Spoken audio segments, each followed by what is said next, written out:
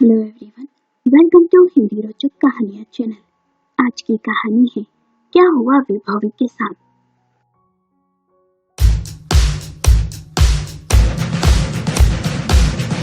शरद बारात ले वैभवी के दरवाजे पर खड़ा था, पर उसका मन तो कहीं और ही लगा हुआ था। सभी बाराती नाचने गाने में व्यस्त थे। शरद बेमन से स्टेज पर जाकर बैठ गया। उसने वैभवी की तरफ एक बार भी निगाह उठाकर नहीं देखा। फोटोग्राफर के कहने पर कुछ देर के लिए उसके होठों पर मुस्कान आती और फिर गायब हो जाती। जयमाला के बाद फेरे हुए, फिर विदाई। वैभवी अपने ससुराल आ गई। सारा दिन रस्मों में निकल गया। आज वैभवी और शरद की सुहागरात थी। वैभवी सज संवर कर कमरे में बैठ शरद का इंतजार कर रही थी। उसके दिल की धड़कनें तेज थी। उधर शरद अपनी ही धुन में कहीं खोया हुआ सा था। उसका कमरे में जाने का जरा भी मन नहीं था। जब सब रिश्तेदार सोने चले गए, तब कहीं जाकर शरद के कदम कमरे की तरफ बढ़े। जैसे ही दरवाजा खुला, वैभवी सिमट कर बैठ गई, पर शरद अपना नाइट सूट ले बाथरूम में गया। कपड़े बदलकर अपना तकिया चादर ले सोफे पर ही सो गया। वैभवी कुछ समझ ना सकी कि आखिर शरद ने ऐसा क्यों किया। उसके मन में कई सवाल थे, पर शरद तो सो गया, किससे पूछे। सुबह सुबह शरद की माँ की आवाज से शरद की नींद खुली। उसने उसे अनसुना किया और चादर ओढ़ फिर सो गया, पर उसकी माँ की आवाज तेज और तेज हो गई। तभी माँ ने दरवाजा खटखटाया। वैभवी ने शरद से कहा, सुनिए, मम्मी जी आवाज दे रही हैं आपको। इस तरह सोफे पर सोया देखेंगी तो क्या सोचेंगी। आप पलंग पर लेट जाएं। शरद ने भी सोचा, खामखा माँ ने देख लिया तो हंगामा करेगी वो भी उठकर पलंग पर जाकर लेट गया। वैभवी ने दरवाजा खोला तो शरद की माँ सुमन ने वैभवी से कहा, नहा ली बहू, और कमरे में प्रवेश करते हुए बोली, शरद तो अभी तक सो रहा है। ये ले तेरा लाल कुर्ता, बहू इसे ये लाल कुर्ता पहनने को दे देना। माँ की आवाज सुनकर भी शरद चुपचाप लेटा रहा। सुमन ने कहा, बहू ये पीले रंग की साड़ी तुम पर जच रही है। ऐसा करो, इन चूड़ियों के बीच ये सोने के कंगन भी पहन लो, अच्छे लगेंगे। अच्छा, ये शरद उठ जाए तो इसे तैयार होकर हॉल में आने को कह देना। सुमन के जाते ही शरद ने धीरे से चादर में से झांक कर देखा तो पाया कि वैभवी आईने के सामने बैठकर तैयार हो रही है। शरद सोचने लगा, लड़कियां कितना मेकअप करती है, पूरी तरीके से तैयार है, फिर भी आईने के सामने बैठी रहती है। उसने देखा वैभवी ने पीले रंग की साड़ी पहनी है, जूड़ा बनाया हुआ है, गजरा लगाया हुआ है, पर उसका चेहरा ढंग से उसे दिखाई नहीं दे रहा था। फिर सोचने लगा, कल सारा दिन रस्में होती रही, अब क्या बाकी रह गया जो माँ इतनी सुबह सुबह तैयार होने को कह रही है। वैभवी ने शरद से कहा, शरद आप जग रहे हैं ना, मुझे पता है, अब उठ जाए। देखिए मम्मी जी आपका कुर्ता देकर गई हैं और आपको तैयार होकर हॉल में आने का कहकर गई है। शरद को बड़ी ही हैरानी हुई कि कल रात मैंने इसकी तरफ देखा भी नहीं और ना ही कोई बात तक की, फिर भी कितने अच्छे से ये मुझसे बात कर रही है। शरद ने चादर हटाकर वैभवी के चेहरे को देखा तो वो बहुत ही सुंदर लग रही थी। फिर अंगड़ाई लेते हुए बोला, आज है क्या। वैभवी ने कहा, आज मेरे भैया भाभी मुझे पग फेरे के लिए लेने आ रहे हैं। उसके बाद शरद उठकर तैयार होने चला गया। वैभवी को ससुराल आए 2 दिन हुए थे, पर इन 2 दिनों में शरद और उसके बीच सिर्फ 2-3 बार ही बातें हुई थी। शरद सोचने लगा, वैभवी कितनी अच्छी है, कोई और लड़की उसकी जगह होती तो अब तक घर में हंगामा मचा दिया होता। मैं ये उसके साथ क्या कर रहा हूँ, मुझे खुद ही समझ नहीं आ रहा। ये शादी मेरी मर्जी से नहीं हुई थी और ना ही मुझे वैभवी पसंद थी और ना ही मुझे उसके पिता की संपत्ति से मतलब था, उसके खेत, बंगले, गाड़ियों में दिलचस्पी। बस माँ ने मेरे लिए उसे पसंद किया था तो मैं राजी हो गया। सोच में डूबा हुआ शरद बाहर आया और आईने के सामने खड़ा हो अपने बाल संभालने लगा। वैभवी ने पूछा, आप मुझे 2 दिन बाद लेने आएंगे ना। शरद ने कोई जवाब नहीं दिया। वैभवी ने कहा, यदि आप मुझे लेने नहीं आए तो मैं वापस नहीं आऊंगी। शरद मन ही मन बड़बड़ाया कि मत आओ, मुझे उससे कोई फर्क नहीं पड़ता। सारी रस्में होने के बाद वैभवी अपने भैया भाभी के साथ मायके जा चुकी थी। इधर मन ही मन शरद बड़ी ही कश्मकश में था। उसका मन अपराध बोध से भर गया था। उसे बड़ी घुटन सी हो रही थी। वो उस दलदल में इस तरह फंस गया था कि वो चाहकर भी निकल नहीं पा रहा था। शाम को शरद अपने खास दोस्त कुणाल और पंकज से मिलने चला गया। तीनों ने रात साथ पंकज के घर बिताने का सोचा। दोनों ने शरद को छेड़ते हुए पूछा, और कैसी रही पहली रात शादी के बाद? शरद ने कहा, मैं उसे अपना ही नहीं पा रहा हूँ, मैंने उसे छुआ तक नहीं। यह सुन दोनों को हैरानी हुई। कुणाल ने पूछा, वैभवी भाभी ने कुछ नहीं कहा तुझसे? शरद ने कहा, वही तो बात है, उसने मुझे या घर में किसी से भी इस बात का जिक्र तक नहीं किया। कुणाल ने कहा, हालत देखी है तूने अपनी? कौन कहेगा कि 2 दिन पहले तेरी शादी हुई थी? यार, किसी ने तुझे बेहोश कर या कोई धमकी देकर ये शादी तो नहीं करवाई। तूने पूरे होश में रहकर ये शादी की, फिर ये सब क्यों कर रहा है तू? शरद ने कहा, तुम दोनों नहीं समझोगे, मैं मन ही मन बहुत ही घुटन महसूस कर रहा हूँ। इस घुटन से मैं आजाद होना चाहता हूँ, पर मैं इससे बाहर ही नहीं आ पा रहा हूँ। पंकज ने पूछा, तू ठीक तो है ना? शरद ने लंबी सांस छोड़ते हुए कहा, हाँ मैं ठीक हूँ। दरअसल मैं तुम दोनों को कुछ बताना चाहता हूँ। अब तक मैंने इस बारे में किसी से कुछ नहीं कहा। आगे बोला, तुम दोनों जानते हो ना, मैं शादी के लिए तैयार नहीं था, पर मम्मी पापा ने सब कुछ तय कर दिया और उनके कहने पर मुझे हाँ कहना पड़ा। पंकज और कुणाल ने कहा, हाँ ये तो हमें पता है। शरद ने कहा, दरअसल बात यह है कि मैंने शादी को लेकर यह सब सोचा नहीं था, और जो सोचा था वो हुआ नहीं। पंकज ने कहा, मतलब तू किसी और को चाहता था क्या, और तूने हमें बताया तक नहीं? शरद ने कहा, हाँ, पर यह समझ लो कुछ कुछ शुरू हुआ ही था, या पता नहीं शुरू हुआ भी था या नहीं। शरद को कुणाल और पंकज को यह सब बताने में थोड़ी हिचकिचाहट हो रही थी। आज से 1.5 साल पहले की बात है। मैं ऑफिस की मीटिंग के सिलसिले में मुंबई गया हुआ था। सारा दिन ऑफिस में रहने के बाद मैंने और मेरे ऑफिस के 3 सहकर्मियों ने मुंबई घूमने का सोचा।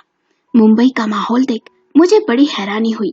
वहां किसी को किसी से कोई मतलब नहीं था। लोग अपनी ही मस्ती में मस्त थे।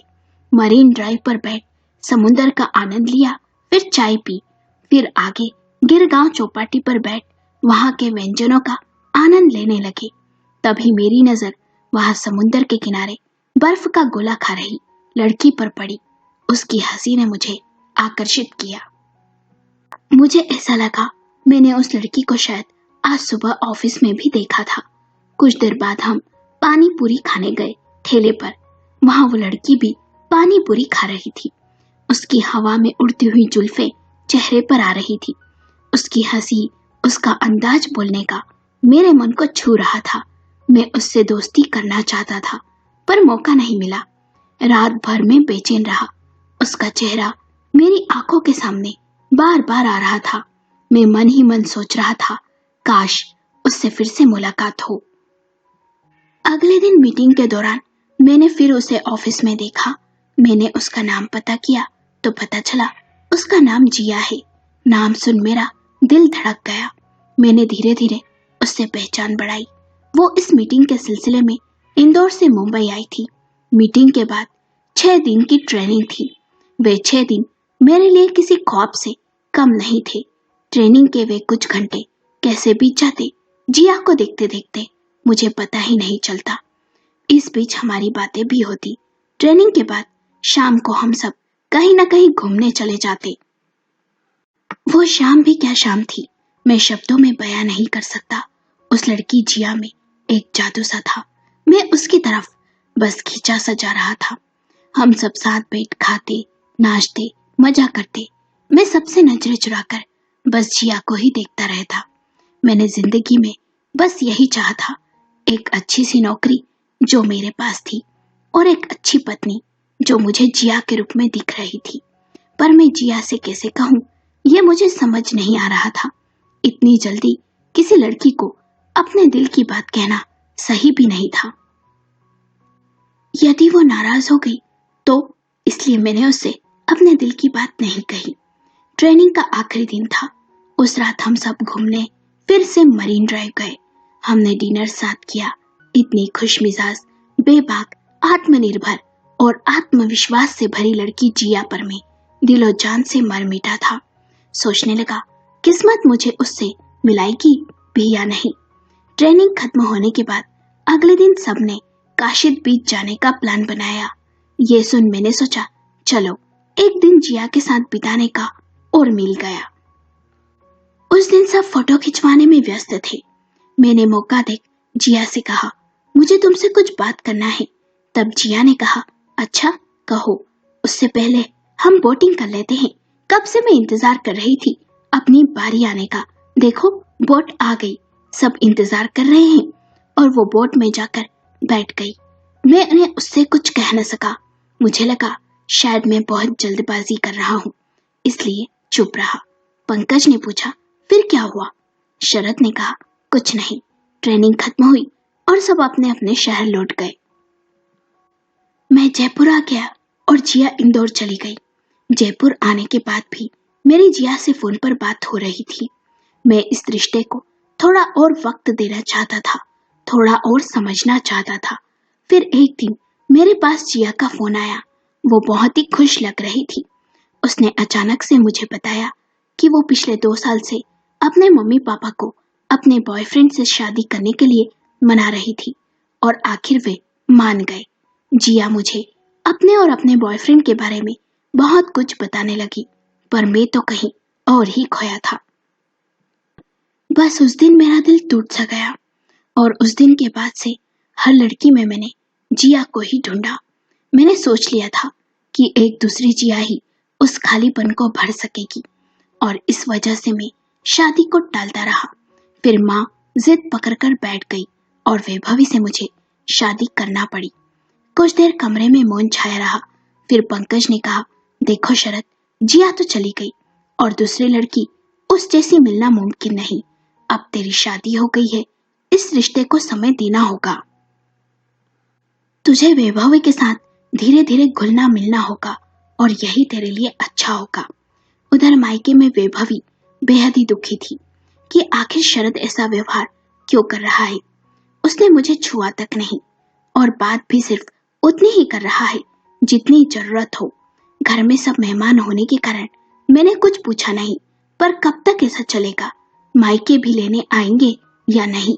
कहीं ये शादी उनकी मर्जी के खिलाफ तो नहीं हुई? मन में कई सवाल थे। मन ही मन वैभवी ने सोच लिया था शरद से वापस लौटकर बात करूंगी। शरद अगले दिन दोस्त के घर से अपने घर आ गया। उसका मन बड़ा ही बेचैन था। घर आकर मोबाइल चेक किया तो वैभवी की बहन ने उसे व्हाट्सएप के परिवार से एक ग्रुप से जोड़ दिया था और लिखा था वेलकम टू आवर फैमिली जीजू। ये देख शरद का मन और गुस्से से भर गया। सोचने लगा ये सब नाटक करना जरूरी है क्या? फोटोग्राफर ने फोटो की सॉफ्ट कॉपी मेल कर दी थी। शरद ने कुछ फोटो देखी, फिर लैपटॉप बंद कर दिया। बहुत देर तक फेसबुक पर जिया की प्रोफाइल देखता रहा। तभी उसकी माँ सुमन कमरे में आ गई और बोली आज बहू को लेने तुझे उसके मायके जाना है। माँ की बात सुन शरद चिढ़ सा गया। जयपुर से उदयपुर कार से लेने भी जाओ अब उसे। शरद जल्दी से तैयार हुआ और दोपहर तक उदयपुर पहुंच गया अपने ससुराल। सबने उसका बड़े ही अच्छे से स्वागत किया। फिर परिवार के सभी सदस्यों के साथ वैभवी और शरद हॉल में बैठे हुए थे। उसने वैभवी को देखा। आज बिल्कुल साधारण तरीके से तैयार हुई थी। पिंक कलर का सूट, कोई मेकअप नहीं, गले में सिर्फ मंगलसूत्र और हाथ में पतली सी चूड़ियां। आज पहली बार शरद ने उसे इस रूप में देखा था, नहीं तो सदा साड़ी में, गहनों और मेकअप में लदे ही देखा था। शरद और वैभवी की नजरें मिली तो वैभवी उसे देख मुस्कुरा दी। उसकी मुस्कान देख शरद के मन में थोड़ी सी हलचल हुई और वो भी मुस्कुरा दिया। शरद से वैभवी की छोटी बहन ने पूछा और जीजू हनीमून पर कहाँ जा रहे हैं? दीदी ने तो कुछ बताया ही नहीं। शरद की 2 सालियां और आ गई और उससे सवाल करने लगी। उसने सकपकाते हुए वैभवी को देखा तो ऐसा लगा उसकी आंखों में भी वही सवाल है। मायके से वापस विदा ली और दोनों कार में बैठ गए। शरद ने वैभवी से कहा, ऑफिस में बहुत काम है इसलिए कहीं नहीं जा पाएंगे, बाद में चलेंगे। वैभवी ने कहा शरद सोचने लगा, मैंने इसे छुआ तक नहीं, मैं इससे अच्छे से बात कर रहा हूं नहीं, फिर भी ये मुझसे कुछ नहीं कह रही है। शरद अपनी नजरों में अपने आप को थोड़ा गिरा हुआ महसूस कर रहा था।